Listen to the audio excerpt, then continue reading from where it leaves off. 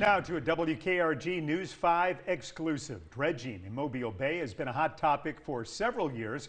Critics say mud dumping threatens marine life. The U.S. Army Corps of Engineers saying it's a necessary tool to keeping the Port of Mobile open. WKRG News 5's Kate Sherman has an exclusive look at the work from the water.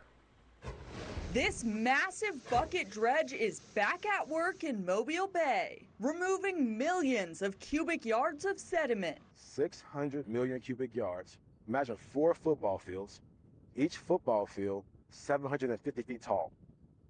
So that's the RSA building, not so Mobile, 4 of those filled with sediment. That's how much we remove every year. It's a job the U.S. Army Corps of Engineers says is essential to keeping Alabama's busiest port running. We would lose the larger ships, we would lose the larger commercial port activity if we were to stop doing this. Behind me is a bucket dredge that arrived here in Mobile Bay about 2 weeks ago and will be here for the next 7 months.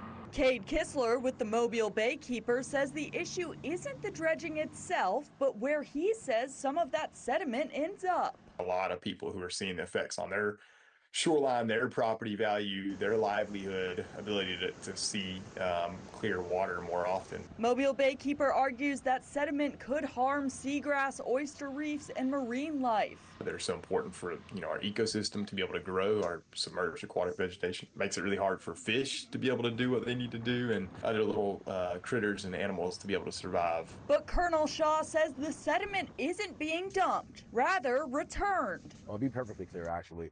Mud dumping. We do not dump mud into the Mobile Harbor.